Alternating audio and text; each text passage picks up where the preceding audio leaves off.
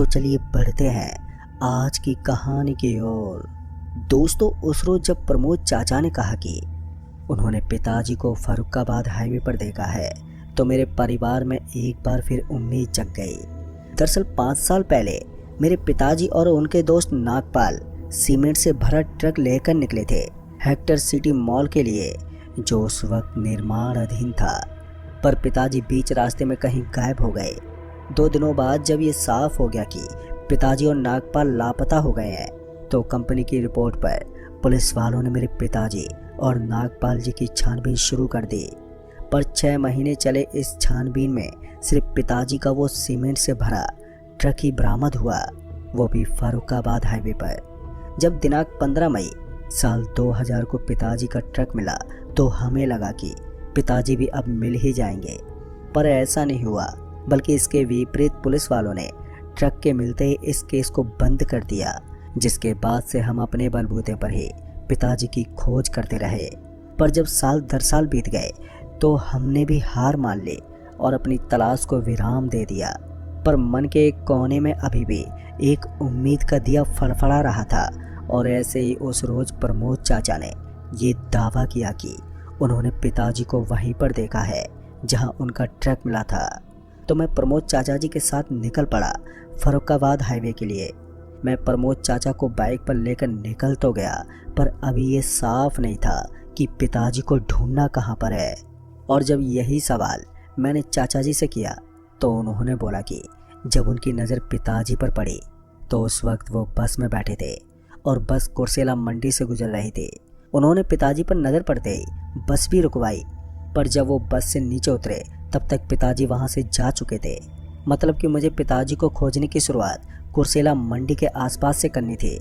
और अब जब मैं चाचा जी के साथ कुर्सेला मंडी वाले उस जगह पर पहुंचा जहां प्रमोद चाचा जी ने पिताजी को देखा था, तो वहां कुर्सेला मंडी का बस स्टॉप और उस बस स्टॉप के अगल बगल 2-3 दुकानें थी।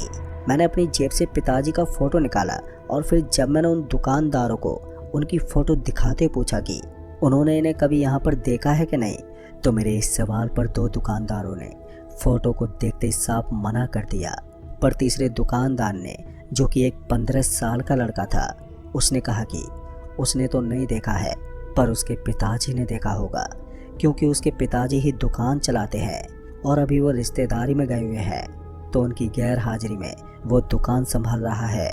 खैर दोस्तों, इस वक्त तो मेरे हाथ मायूसी ही लगी, पर अभी तो बस शुरुआत भर थी। तीनों दुकानदारों से पूछताछ करने के बाद मैंने चाचा जी के साथ वहाँ के लोगों से भी पूछताछ शुरू की। यहाँ तक कि हम उन बस ऑटो वालों से भी गाड़ी रुकवा कर पिताजी के बारे में पूछ रहे थे, जो उस रोड से गुजर रहे थे। पर सबका जवाब एक ही था, नहीं मैंने नहीं देखा। और इन्हीं जवाबों को सुनते सुनते अगले 3 दिन बीत गए, जिसके चलते मेरा हौसला टूटने लगा। पर वहीं चाचा जी, जिनको अभी भी पूरा यकीन था कि पिताजी जरूर मिल जाएंगे, और उन्हीं के यकीन के चलते चौथे दिन भी हम दोनों चाचा भतीजे ने पूछताछ जारी रखी। और जब थक हार के देर रात हम दोनों कुर्सेला मंडी के बस स्टॉप पर पहुंचे, जहां हम रात बिताते थे, तो वहां पहुंचते एक लंबे चौड़े आदमी ने मुझे आवाज़ देते हुए कहा, अरे बेटा जी ज़रा इधर आना। उस आदमी के आवाज़ देते ही मैं उसके पास गया। अभी मैं उसके करीब ही पहुंचा था कि वो मुझसे सवाल करते बोला, किसे ढूंढ रहे हो? उसके ये सवाल करते ही मैंने पिताजी की तस्वीर दिखाते हुए पूछा, इन्हें कहीं पर देखा है आपने? जैसे उनकी नज़र पिताजी की तस्वीर पर पड़ी, तो वैसे उन्होंने कहा, हाँ ये तो नागपाल के दोस्त हैं। और जैसे उस आदमी ने नागपाल जी का नाम लिया, तो मेरा चेहरा खिल उठा। वहीं नागपाल जी का नाम सुनते ही प्रमोद चाचा जी भी दौड़कर मेरे पास चले आए और तुरंत ही उन्होंने उस आदमी से सवाल करते हुए पूछा, कहाँ देखा है आपने इन्हें, और नागपाल को आप कैसे जानते हो? प्रमोद चाचा जी के इस सवाल पर वो आदमी एक गहरी सांस लेते हुए बोला, देखो आपको शायद मेरी बात पर यकीन नहीं होगा, इसलिए मैं कुछ कहूँगा नहीं, बल्कि आपको दिखाऊंगा, फिर आप ही तय कर लेना कि जो आपने देखा है वो सच है या भ्रम। इतना बोलकर उस आदमी ने हम दोनों को अपने साथ चलने को कहा। पहले तो मैं थोड़ा हिचकिचाया भी, क्योंकि हमें मालूम नहीं था कि वो आदमी है कौन। हमें उसकी बात पर भरोसा करना भी चाहिए कि नहीं, पर नागपाल जी की बात करके उस आदमी ने हमें मजबूर कर दिया था। इसलिए मैंने मन में उठ रही शंकाओं को दरकिनार कर दिया और उस आदमी के साथ चल पड़े। उस आदमी के साथ पैदल चलते चलते हम चाचा भतीजे हाईवे से काफ़ी दूर चले आए, जहाँ दूर दूर तक सिर्फ घने घने पेड़ थे। फिर जब उन्हीं पेड़ों के बीच कुछ लोग बैठे हुए नजर आए तो चाचा जी ने मेरे कानों में हल्की आवाज़ में फुसफुसाते हुए कहा, कहीं ये लोग गुंडे तो नहीं हैं। अभी उन्होंने इतना ही कहा था कि तभी उस ओर से किसी ने मेरा नाम पुकारते हुए कहा, हितेश बेटा तू आ गया। वो आवाज़ मेरे कानों में पड़ते ही मेरे बदन के रोंगटे खड़े हो गए और मैं चीखते हुए बोला, पापा। दरअसल वो पुकार मेरे पिताजी की थी। मैं दौड़ते उन लोगों के पास गया इस उम्मीद में कि मेरे पिताजी भी उन्हीं के बीच होंगे, पर जब मैं वहाँ पर पहुँचा तो मैं न पाया कि वहाँ पर कुल 6 लोग हैं, जिनमें से 5 लोग अघोरी लग रहे थे और एक जिसे जंजीरों से बांध कर रखा था वो दिख तो रहा था इंसान की तरह, पर उसके 4 हाथ थे, जिसमें से 2 हाथ छोटे बच्चे की तरह थे और पूरे शरीर पर बहुत घने बाल थे, जिस वजह से उसका चेहरा दिखाई नहीं दे रहा था। अभी मेरी नज़र अपने पिताजी को ही तलाश रही थी कि तभी वो 4 हाथों वाला अजीब प्राणी बोला, बेटा चल मुझे ले चल, इन लोगों ने मुझे बहुत मारा है, देख मेरी क्या हालत बना दी है। उसके ये बोलते मेरे चाचा जी उस आदमी पर भड़कते बोले कि ये क्या मजाक है, ये तुम लोगों ने किसको पकड़ रखा है।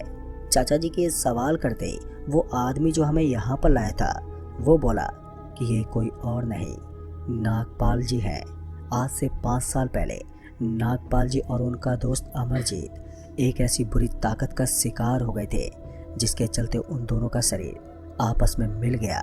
नागपाल जी की आत्मा को तो उस शक्ति ने अपनी दुनिया में खींच लिया, पर अमरजीत की आत्मा को इन अघोरियों ने अभी तक बचा कर रखा है, क्योंकि ये लोग उन बुरी शक्तियों पर काबू पाना चाहते हैं। अब ये सुनकर तो मेरे पैरों तले ज़मीन ही सरक गई थी। अभी मेरा गुस्सा उन अघोरियों पर फूटता कि तभी उन 5 अघोरियों में से एक ने कहा, बेटा हमें गलत मत समझना, तुम्हारे पिताजी तो उसी रात मर गए थे, हमने तो उनकी आत्मा को उस शक्ति से बचा रखा है, पर तुम चाहकर भी इन्हें इस दर्द से मुक्ति दिला नहीं पाओगे। तुम हम पर यकीन करो, आने वाले कुछ सालों में इन्हें मुक्ति दिला देंगे हम। बस तुम इन्हें ये यकीन दिला दो कि तुम इनके बिना भी ठीक रह लोगे और अपना ख्याल रख सकते हो, ताकि इन्हें इस दुनिया से जाने में आसानी हो जाए। उस अघोरी की बात सुनकर मुझे और मेरे चाचा जी को भी समझ में आ गया कि अघोरी सही बोल रहे हैं, और हमने फिर वैसा ही किया। मैंने पिताजी को घर का सारा हाल सुनाया और ये भी विश्वास दिलाया कि सब कुछ ठीक ठाक है, जिसके बाद वो रोने लगे और फिर अचानक ही वो बेहोश हो गए। फिर उनके बेहोश होते ही अघोरी ने हमें वहाँ से जाने की सलाह दी और साथ ही चेतावनी भी दी कि भूल से भी फिर यहाँ पर मत लौटना। साथ ही कभी कहीं पर पिताजी दिखें तो भूल से भी ना टोकना और ना ही इनका पीछा करना। अब इस चेतावनी के बाद हम वापस घर लौट आए और फिर कभी वहाँ नहीं गए। बीच बीच में पिताजी मुझे दिखे भी, पर मैंने उन्हें कभी टोका नहीं। आखिरी बार जब वो दिखे तो वो मुझे देखकर मुस्कुरा रहे थे। फिर उसके बाद वो फिर कभी नहीं दिखे। शायद अब उनकी आत्मा को मुक्ति मिल गई है। तो दोस्तों इस कहानी में बस इतना ही। तो चलिए बढ़ते हैं आज की एक और भूतिया कहानी की ओर। दोस्तों उस वक्त कुंदन अपने छोटे से घर की खिड़की के पास बैठा हुआ था। बाहर का अंधेरा घना हो चुका था और सर्द हवा खिड़की के कांच से टकराकर हल्की सी सनसनाहट पैदा कर रही थी। उस वक्त उसका मन बहुत भारी था, जैसे कोई अनजाना डर उसके सीने पर बैठा हो। उसका बेटा 7 साल का रवि कुछ महीने पहले इस दुनिया से चला गया था। उस रात की घटना कुंदन के दिमाग में बार बार लौट रही थी, जैसे कोई पुराना घाव जो बार बार कुरेदा जा रहा हो। फिर उसने उस रात को याद करने की कोशिश की, पर हर बार उसका मन कांप उठता। पर फिर भी उसने खुद से कहा कि उसे ये कहानी लिखनी होगी, शायद इससे उसका मन हल्का हो जाए। ये कहानी थी उस औरत की जो शहर की सड़कों पर शाम के वक्त निकलती थी और बच्चों के बाल काट लेती थी। शहर का नाम था रतनपुर। ये एक छोटा सा कस्बा था जहाँ पुराने मकान और तंग गलियाँ आपस में उलझी हुई थी। दिन के उजाले में ये जगह जीवंत रहती थी। बाजार में रौनक, बच्चों की हंसी और दुकानदारों की आवाज़ें। लेकिन जैसे ही सूरज ढलता तो रतनपुर पर एक अजीब सा सन्नाटा छा जाता। लोग जल्दी जल्दी अपने घरों में लौट जाते, दरवाजे बंद कर देते और खिड़कियों पर मोटे पर्दे डाल देते।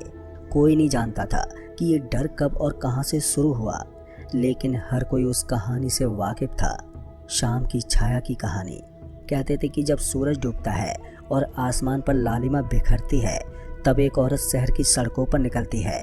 उसका चेहरा हमेशा एक काले घूंघट से ढका रहता था और वो सफ़ेद साड़ी पहने होती थी जो हवा में हल्के से लहराती थी। उसके हाथ में एक छोटी सी तिकोनी कैंची होती थी जो चांदनी में चमकती थी। वो बच्चों को ढूंढती थी, वो बच्चे जो अकेले हों, जो गलियों में खेल रहे हों या जो अपने माता पिता से बिछड़ गए हों। वो चुपके से उनके पास जाती और उनके बालों का एक छोटा सा गुच्छा काट लेती और फिर वो गायब हो जाती। लेकिन ये कोई साधारण बाल कटाई नहीं थी, क्योंकि जिस बच्चे के बाल वो काट लेती थी वो धीरे धीरे सूखने लगता, जिस वजह से उसकी हंसी गायब हो जाती और उसकी आंखों की चमक मंद पड़ जाती और कुछ ही दिनों में वो बच्चा इस दुनिया को अलविदा कह देता। कुंदन ने पहली बार ये कहानी अपने पड़ोसी रामलाल से सुनी थी। रामलाल एक बूढ़ा आदमी था जिसके पास हर घटना की एक कहानी होती थी। उसने बताया था कि ये औरत कोई साधारण इंसान नहीं थी, वो एक आत्मा थी जो सदियों से रतनपुर में भटक रही थी। कोई कहता था कि वो एक माँ थी जिसने अपने बच्चों को खो दिया था और अब दूसरों के बच्चों को अपने साथ ले जाती थी। कोई कहता था कि वो एक चुड़ैल थी जिसे श्राप मिला था, लेकिन सच क्या था ये तो कोई नहीं जानता था। पर कुंदन ने उस वक्त इस कहानी को एक बूढ़े की बकवास समझा था। वो हंसा था और बोला था, अरे रामलाल चाचा, ये तो बस बच्चों को डराने की कहानी है। लेकिन अब जब उसका अपना बेटा रवि उस औरत की चपेट में आ गया था तो कुंदन को हर शब्द सच लग रहा था। कुंदन का परिवार एक साधारण परिवार था। वो एक छोटी सी दुकान चलाता था जहां वो किराने का सामान बेचता था। उसकी पत्नी शांति घर संभालती थी और उनका इकलौता बेटा रवि उनकी दुनिया की रोशनी था। रवि एक चंचल बच्चा था, हमेशा वो हंसता खेलता रहता था। उसकी हंसी इतनी संक्रामक थी कि पड़ोस के लोग भी उसे देखकर मुस्कुरा उठते थे। लेकिन उस रात सब कुछ बदल गया। वो एक साधारण शाम थी। रवि अपने दोस्तों के साथ गली में खेल रहा था। कुंदन दुकान पर व्यस्त था और शांति घर में खाना बना रही थी। सूरज भी ढल चुका था और अंधेरा गहराने लगा था। रवि को घर लौटने में थोड़ी देरी हो गई थी। कुंदन को चिंता हुई, लेकिन उसने सोचा कि बच्चे खेल में मस्त होंगे। तभी उसने शांति से कहा, अरे मैं जाकर रवि को बुला कर लाता हूँ। जब कुंदन गली में पहुंचा तो उसने देखा कि रवि अकेला खड़ा था एक पेड़ के नीचे। उसकी आंखें काफ़ी डरी हुई थी और उसका चेहरा पीला पड़ गया था। तभी कुंदन ने उसे गोद में उठाया और पूछा, क्या हुआ बेटा? लेकिन रवि ने कुछ नहीं बोला। वो बहुत ज़्यादा ही चुप था और उसकी सांसें भी काफ़ी तेज चल रही थी।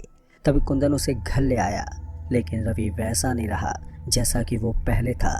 उसकी हंसी पूरी तरह से गायब थी और वो खाना भी नहीं खा रहा था, न ही कुछ वो बोल रहा था। तभी कुंदन और शांति उसे डॉक्टर के पास ले गए, लेकिन डॉक्टर ने बोला कि इसे तो कोई बीमारी नहीं है, शायद ये डर गया है।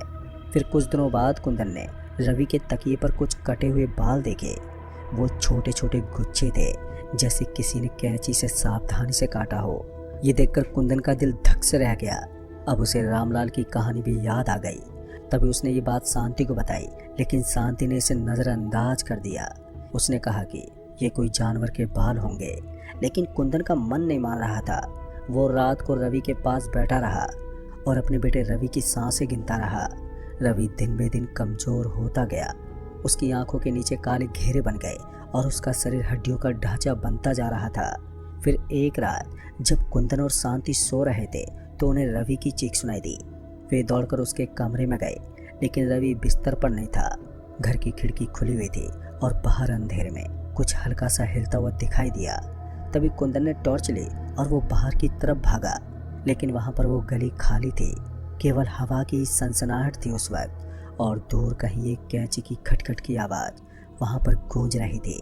अगली सुबह रवि अपने बिस्तर पर था, लेकिन वो और भी कमज़ोर लग रहा था। उसकी आंखें खुली हुई थी, जैसे कि उसकी आत्मा कहीं और चली गई हो। फिर कुछ दिनों बाद रवि ने आखिरी सांस ली। रवि की मौत के बाद कुंदन और शांति पूरी तरह से टूट गए। शांति हर रात रोती थी और कुंदन को अपने बेटे की हंसी बार बार याद आती थी। लेकिन कुंदन को ये यकीन हो गया था कि रवि की मौत कोई साधारण बीमारी नहीं थी। वो उस औरत की तलाश में निकल पड़ा जिसे लोग शाम की छाया कहते थे। उसने रतनपुर के हर कोने में पूछताछ की और उसने पुराने लोगों से भी बातचीत की, मंदिरों में पुजारियों से सलाह ली और यहाँ तक कि एक तांत्रिक से भी मिला वो। तभी तांत्रिक ने बताया कि ये औरत कोई साधारण आत्मा नहीं थी, उसका नाम था माया।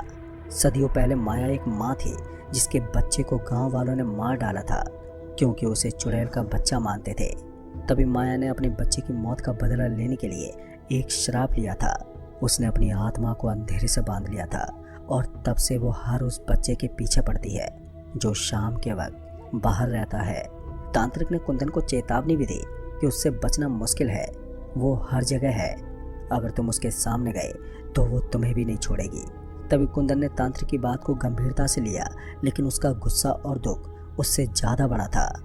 वो माया को ढूंढना चाहता था। उसने तय किया कि वो हर शाम गलियों में घूमेगा, उस औरत का सामना करेगा और अपने बेटे की मौत का जवाब मांगेगा। फिर कुंदन ने अपनी खोज शुरू कर दी। वो हर शाम जब सूरज ढलता तो अपनी दुकान बंद कर देता और गलियों में निकल पड़ता। वो अपने साथ एक टॉर्च और एक छोटा सा ताबीज भी ले जाता जो कि तांत्रिक ने उसे दिया था। गलियां सुनसान थी और हर कदम पर उसे लगता कि कोई उसे घूर रहा है। हवा में भी एक ठंडक थी जो उसके रोंगटे खड़े कर देती थी। ऐसा करते हुए कई रातें बीत गई, लेकिन उसे कुछ भी नहीं मिला। कुछ लोग उसे पागल भी कहने लगे। तभी शांति ने भी उसे रोकने की कोशिश की, लेकिन कुंदन ने माना। फिर एक रात जब वो एक पुरानी हवेली के पास से गुजर रहा था तो उसे एक हल्की सी साए साए की आवाज़ सुनाई दी। तभी उसने टॉर्च की रोशनी उस दिशा में डाली, लेकिन वहाँ पर कुछ नहीं था। फिर अचानक उसे एक सफ़ेद साड़ी में लिपटी एक आकृति दिखी। तो उसका चेहरा घूंघट से ढका हुआ था और उसके हाथ में एक चमकती हुई कैंची थी, जिसे देखकर कुंदन का दिल जोर जोर से धड़कने लगा। तभी उसने ताबीज को कसकर पकड़ा और उस आकृति की ओर बढ़ा और चिल्लाते हुए बोला, कौन हो तुम? लेकिन उस आकृति ने उसे कोई जवाब ही नहीं दिया। वो बस हवा में तैरती हुई आगे बढ़ रही थी। कुंदन ने उसका पीछा किया और वो उसे एक कब्रिस्तान की ओर ले गई, जहाँ पेड़ों की छाया में अंधेरा और भी ज़्यादा गहरा था। वहाँ उसने घूंघट हटाया तो उसका चेहरा पीला था और उसकी आंखें पूरी तरह से खाली थी और होठों पर एक ठंडी मुस्कान थी। तभी कुंदन ने उससे गुस्से में पूछा कि तुमने मेरा बेटा क्यों मारा? उसने क्या किया था? लेकिन माया ने कुछ नहीं कहा। उसने अपनी कैंची उठाई और एक तेज चमक के साथ वो कुंदन की ओर बढ़ी। तभी कुंदन ने ताबीज को उसके सामने किया और एक तेज रोशनी निकली, जिसकी वजह से वो पीछे हट गई। लेकिन उसकी आंखों में एक अजीब सा दुख था। पर कुंदन को उस रात कुछ समझ में नहीं आया। वो घर लौट आया, लेकिन उसका मन शांत नहीं हुआ। उसे माया की आंखों में दुख दिखा था, जैसे वो कोई मजबूरी में ये सब कर रही हो। उसने तांत्रिक से फिर मुलाकात की और सारी बात बताई। तभी उस तांत्रिक ने बताया कि माया को श्राप से मुक्ति चाहिए। वो बच्चों के बाल इसलिए काटती है क्योंकि वो अपने बच्चे की आत्मा को ढूंढ रही है। उसे लगता है कि उसका बच्चा किसी और के रूप में जन्म ले चुका है। पर कुंदन को ये बात समझ में नहीं आई। तभी उसने फिर से पूछा कि उसे कैसे रोका जाए। फिर तांत्रिक ने बताया कि माया को तभी मुक्ति मिलेगी जब कोई उसे उसके बच्चे की आत्मा से मिलवाए। लेकिन यह आसान नहीं है। माया की आत्मा सदियों से भटक रही है और उसका बच्चा अब शायद इस दुनिया में नहीं है। तभी कुंदन ने एक आखिरी कोशिश करने का फैसला किया। उसने रवि की कुछ चीज़ें, जैसे कि उसका पसंदीदा खिलौना, उसकी छोटी सी डायरी ली और वो कब्रिस्तान में चला गया। वहाँ उसने एक छोटी सी पूजा की और माया को बुलाया और कहा, अगर मेरा रवि तेरा बच्चा है तो उसे शांति दे, उसे मत ले जा।